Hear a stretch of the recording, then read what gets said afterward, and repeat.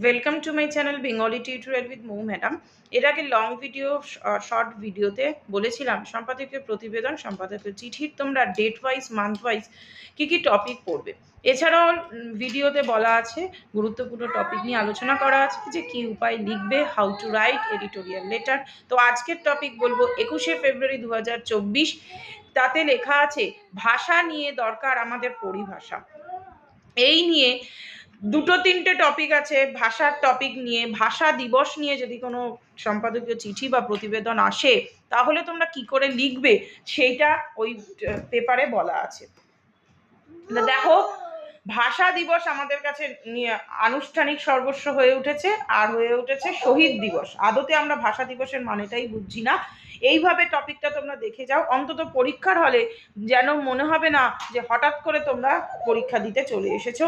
তাই 1 আগস্ট আজকে দুপুরবেলা এই